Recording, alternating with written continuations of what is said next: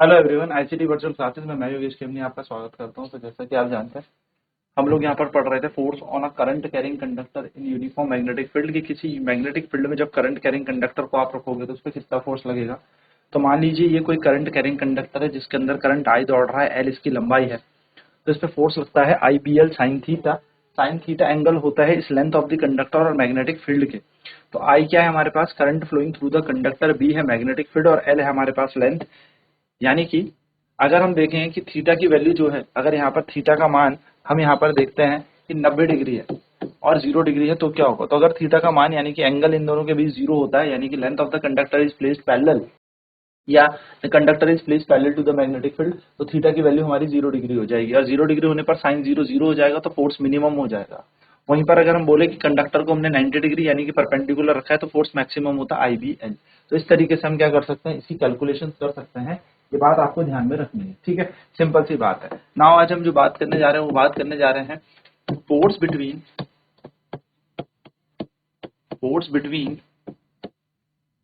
To parallel current carrying conductors. यानी कि दो धारावाही समांतर तारों के बीच लगने वाला बल। तो हम लिखेंगे दो धारावाही समांतर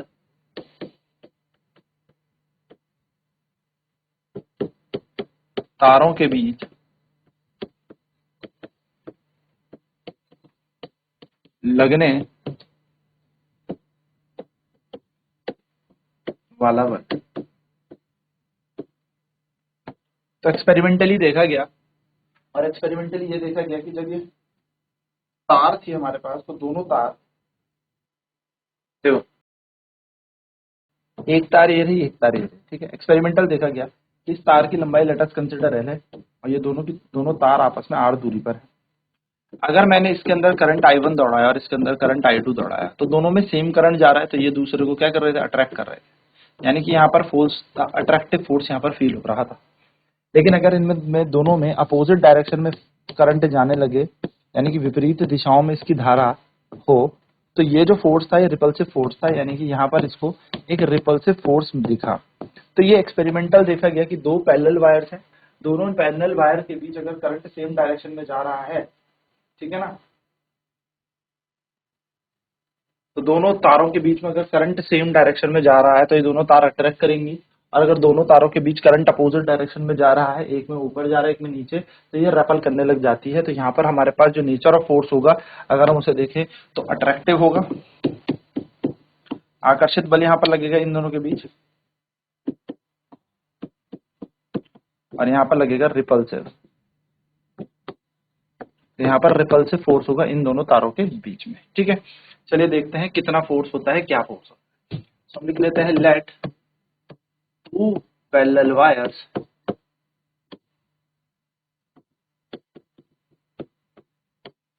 having current I1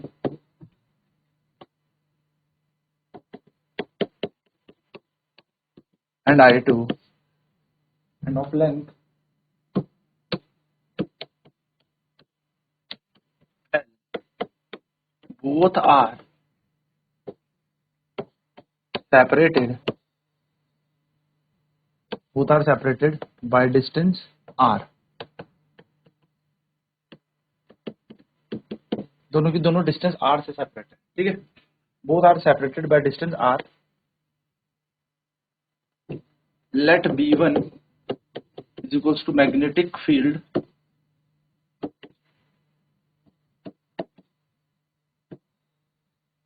due to wire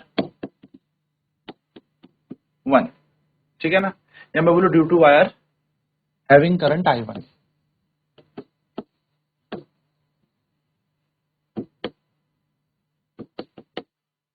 तो उस तार के पास करंट I1 था, तो उसका मैग्नेटिक फील्ड हमने B1 मान लिया। तो हम जानते हैं B1 मैग्नेटिक फील्ड कैसे निकाला जाएगा। So we know that magnetic field we know that magnetic field due to a current carrying wire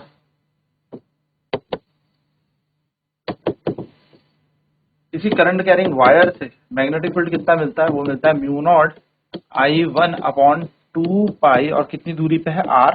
तो R दूरी पर हमें इतना चुंबकीय क्षेत्र यहाँ पर मिलेगा, mu naught I1 upon 2 pi R।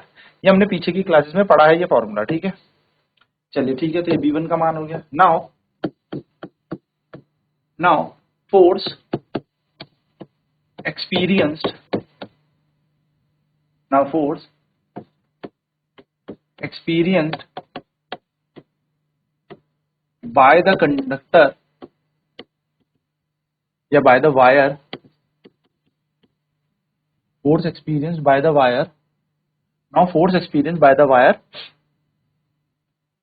having current I2,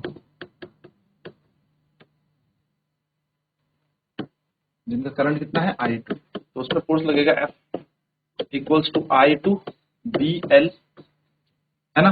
तो B1 मैग्नेटिक फील्ड उसको एक्सपीरियंस हो रहा है, तो फोर्स लगेगा I2 की जगह I2, B की जगह लगाएंगे म्यू नॉट I1 अपॉन में आएगा 2 पाई R, और यहाँ आ जाएगा L।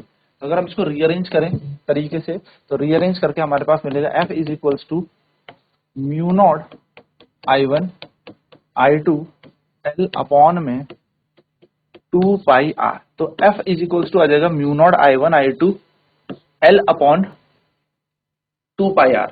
अगर मैं यहाँ पर निकालू फोर्स पर यूनिट लेंथ, अगर यहाँ से हमसे पूछा जाए एकांक लंबाई पर बल कितना लगा, तो F अपॉन L लगा है आपके पास mu naught I1 I2 upon में 2 पाई R। यह हमारे पास फोर्स पर यूनिट लेंथ होता है। तो यहाँ पर हम नोट लिख देंगे, this force is attractive in nature when the current in both wires are in same direction या is in same direction।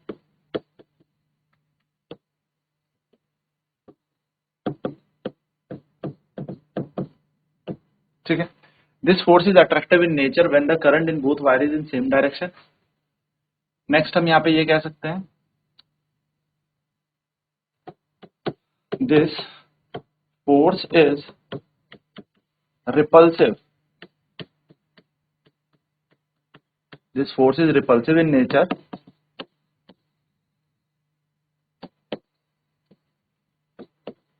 when the current in both wire is in opposite direction। तो जब धारा विपरीत दिशाओं में होगी तब यहाँ पर रिपल्शन होगा, यानी कि प्रतिकर्षण होगा, और जब समान दिशाओं में बह रही होगी दोनों में, तो यहाँ पर अट्रैक्टिव होगा, या अट्रैक्टिव फोर्स हमें यहाँ पर फील। तो this is the required formula, F upon L equals to mu naught upon 2 pi I1 I2 upon R। ये हमारे पास फॉर्मूला बन गया। चलिए क्वेश्चन इस पे करते हैं। क्वेश्चन है, वायर ऑफ लेंथ 10 सेंटीमीटर, दूसरी इसके साथ एक तार और है जो हमारे पास इससे 5 सेंटीमीटर की दूरी पर है। पहली वाली के अंदर 10 एम्पियर का करंट जा रहा है और दूसरी वाली के अंदर जा रहा है समान दिशा में 12 एम्पियर का करंट, 20 एम्पियर का करंट लेता है, 20 एम्पियर का करंट जा रहा है। हमसे पूछा है find the force between two wires, force between two wires, इन दोनों तारों के बीच का बल ज्ञात करें। ये हमसे क्वेश्चन पूछा। तो हमें एक चीज पता है कि भैया यहाँ पर फोर्स अगर हम देखेंगे तो निकलता है F is equals to mu naught I1 I2 upon में 2 पाई R इंटू L। तो फर्स्ट ऑफ L अगर हम देखें तो दे रखे हमें 10 सेंटीमीटर, तो सेंटीमीटर को मीटर में बदल लेता है, 10 into 10 to the power minus 2 metre आ जाएगा। तो हमने सेंटीमीटर को सबसे पहले मीटर में बदल लिया। फिर R हमें कितना दे रखा है 5 सेंटीमीटर, तो 5 सेंटीमीटर भी हो जाएगा 5 into 10 to the power minus 2 metre. ठीक है, म्यू नॉट की वैल्यू कितनी होती है, म्यू नॉट की वैल्यू होती है sir 4 pi into 10 to the power minus 7। लेकिन अगर म्यू नॉट अपॉन 2 पाई है तो इसकी वैल्यू होती है 2 इंटू 10⁻⁷। तो बस इसको हम यहाँ पर पुट कर देंगे वैल्यूज में, आंसर आ जाएगा। तो एफ हमें निकालना है, म्यू नॉट अपॉन 2 पाई की वैल्यू है 2 into 10⁻⁷ into mu naught upon 2 pi. I1 I2, तो I1 का मान है 10 और यहाँ पर आ जाएगा 20, तो 10 गुणा 20 I1 I2 upon 2 pi R, 2 pi R में आएगा 2 पाई तो हमने यूज कर लिया, आर की वैल्यू है 5 इंटू 10⁻⁻²। अभी I1 I2 था और एल भी था हमारे पास 10 इंटू 10⁻², तो 10⁻², तो 10⁻² क्या 5 1 जा 5, 5 2 जा 10 हो गया। तो एफ बराबर कितना हो जाएगा, 2 2 जा 4, 2 दूनी 4, 20 इंटू 10 करेंगे तो 200 इंटू 10⁻⁻⁷। तो 2 दूनी 4, 10 दूनी 20, सॉरी 10 दूनी 20, हाथ बिल्कुल 200, 10⁻⁷ तो छूट तो नहीं गया, नहीं है ना, बस सॉल्व कर लीजिए। तो आंसर आ जाएगा F is equal to 800 into 10⁻⁷ newton, या आप कह सकते हो 8 इंटू 10⁻⁵ न्यूटन। तो ये हमारा इतना बल लग जाएगा। देखिए हमने कैलकुलेशन 2 10 20 10 और 10 के बाद -2 -2 से -5 10, ठीक है, 2 दूनी 4 आ गया, 10 ठीक। तो ये हमारा इतना न्यूटन का बल यहाँ पर लग जाएगा, यानी कि हम कहेंगे force of 8 into 10⁻⁵ Newton is acting between the wall. और कैसा होगा, अट्रैक्टिव फोर्स होगा, क्योंकि सेम डायरेक्शन में यानी कि समान दिशा में जा रहा है, आकर्षित बल होगा।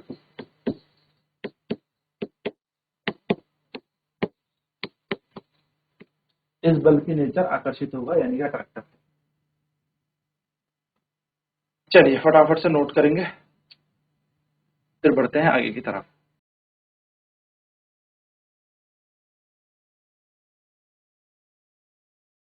तो this force is attractive in nature when the current in the both wire is same direction. तो ये दोनों के दोनों फोर्स हमारे अट्रैक्टिव है जब यहाँ पर हमारे समान दिशा में धारा बह रही है, और रिपल्सिव है जब अपोजिट डायरेक्शन में बह रही है, ठीक है। तो अब यहाँ पर हमने फोर्स पूछा हमसे, दो तार है, दो तार से एक पे 10 एम्पियर की धारा बह रही है, एक में 20 एम्पियर की, दोनों 5 सेंटीमीटर की दूरी से सेपरेट आउट है, दोनों के बीच की दूरी 5 सेंटीमीटर है, ठीक है। तो 10 सेंटीमीटर में यहाँ पर हमें इसकी लंबाई दी है, तो हमसे बोला फोर्स बिटवीन टू वायर, तो F is equal to mu naught I1 I2 L upon 2 pi R, ये हमारी क्या है, फोर्स बिटवीन टू वायर है। तो लेंथ की वैल्यू है 10 सेंटीमीटर, देन इंटू 10⁻⁻² मीटर हमारा आ जाएगा। आर की वैल्यू है 5 सेंटीमीटर, यानी कि 5 इंटू 10⁻² आ गया। एंड म्यू नॉट अपॉन 2 पाई की वैल्यू है 2 इंटू 10⁻⁷, ये हमारे पास इसका मान है। तो अगर हम इस चीज को यहाँ देखेंगे, 2 गुणा 10 की घात -7, 10 इंटू 20 इंटू 2, तो अगर हम इसे सॉल्व करेंगे तो 5 से कट जाएगा, तो 4 इंटू 200 इंटू 10⁻⁷, तो एफ की वैल्यू आ जाएगी 800 गुणा 10 की घात -7 न्यूटन, यानी कि एफ का मान आ गया 8 गुणा 10 की घात -5। 200 कट जाएंगे ना 800 में से, तो ये 2 जीरो कट गए।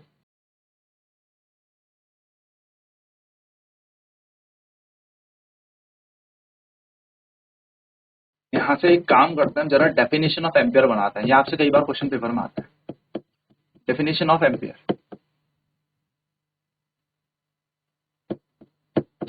डेफिनेशन ऑफ एम्पियर, यानी कि यहाँ से एम्पियर की परिभाषा हमारे पास एग्जाम में आ जाती है। क्या है एम्पियर की परिभाषा, जरा से देखते हैं। देखिए ध्यान से देखना, मैंने कहा एक सिंपल सी चीज, अगर मैं यहाँ पर बोलूं कि हमारे पास ये दो तार हैं, इन दोनों के पास समान दिशा हो चाहे विपरीत दिशा हो, दोनों में करंट समान दिशा हो चाहे विपरीत हो, भाई अट्रैक्टिव होगा रिपल्सिव होगा, बस इतना ही होगा। दोनों के बीच की दूरी r और लंबाई कितनी है दोनों की l। हम जानते हैं इनके बीच जो फोर्स लगता है वो लगता है mu naught I1 I2, force per unit length के नाम से आपका आता है, अपॉन 2 पाई r, है ना। फोर्स पर यूनिट लेंथ यानी कि एकांक लंबाई पर लगने वाला बल आपके पास इस तरीके से पूछा जाता है। अगर मैं कहूं इफ करंट I1 और I2 दोनों के दोनों समान हैं और वो 1 एम्पियर के बराबर है, यदि इन दोनों की लंबाई 1 मीटर है, यदि इन दोनों के बीच की दूरी 1 मीटर है, तो हम देखेंगे कि हमारे पास जो बल आया वो आया म्यू नॉट अपॉन 2 पाई के बराबर। बाकी सबकी वैल्यू तो हमने 1 लगा दी, यानी कि जो फोर्स आया वो आ गया हमारे पास म्यू नॉट अपॉन में 2 पाई, यानी कि जो फोर्स आया हमारे पास वो आया 2 इंटू 10⁻⁷ न्यूटन। तो जब दो तारें 1 मीटर की दूरी पर हों और दोनों तार 1-1 मीटर की हो, यानी कि मैं कह सकता हूं व्हेन 1 मीटर वायर या when 1 metre wire are separated by a 1 metre distance and current flowing in both the wire is, या मैं कह सकता हूं and both are exerting force of 2 into 10 to the power minus 7 Newton on each other, then the current flowing in the wire is 1 ampere. यदि दो तार 1 metre की दूरी से सेपरेट हो, दोनों की लंबाई 1 मीटर हो और दोनों एक दूसरे पर आकर्षित या रिपल्सिव प्रतिकाशित जो बल का मान है वो 2 गुणा 10 की घात माइनस 7 न्यूटन का लगा रही है, तो हम कहेंगे इन दोनों तारों में 1 एम्पीयर की धारा बह रही है। तो हम लिखेंगे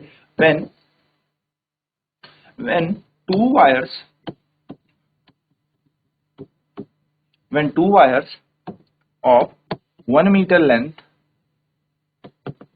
separated by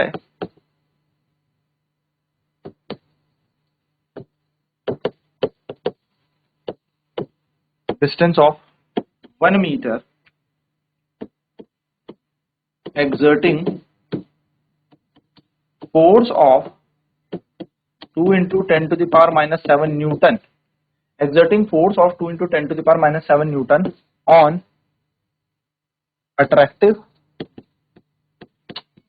oblique repulsive, attractive भी हो सकता है और रिपल्सिव भी हो सकता है, यानी कि आकर्षित भी हो सकता है और प्रतिकाशित बल भी हो सकता है, ठीक है, on each other, then the current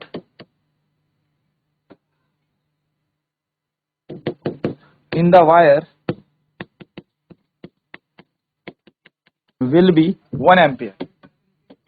तो इनके पास धारा कितनी होगी, 1 एम्पियर की होगी। बस शर्त यह है कि इनके बीच का लगने वाला बल कितना होना चाहिए, इनके बीच का लगने वाला बल हमारा 2 गुणा 10 की घात माइनस 7 न्यूटन का होना चाहिए, चाहे तो वो आकर्षित हो चाहे वो प्रतिकाशित हो।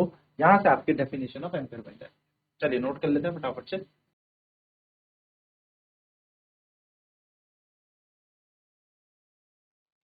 तो इस तरीके से आप यहाँ पे डेफिनेशन ऑफ एम्पियर बता सकते हो कि दो तार हैं, दोनों के दोनों तार एक दूसरे को आकर्षित करेंगे या प्रतिकर्षित करेंगे, वो तो हमारे पास धारा की दिशा से पता लग जाएगा, लेकिन दोनों की दोनों तार 1 मीटर की दूरी पर हो, 1 मीटर की लंबाई पर और दोनों एक दूसरे पर कितना फोर्स लगा रही हो, बल लगा रही हो, 2 गुणा 10 की घात माइनस 7 न्यूटन का बल लगा रही हो, तो हम कहेंगे इनके पास धाराएं 1-1 एम्पियर प्रवाह करें। सो ये यहाँ पर हमारे पूरी बात यहाँ पर खत्म होती है। अब नेक्स्ट क्लास में इस पे प्रश्न करेंगे और क्वेश्चन आंसर्स करेंगे। तो आज की क्लास में इतना ही। आईसीटी वर्चुअल क्लासेस में जुड़ने के लिए धन्यवाद। आपका दिन शुभ।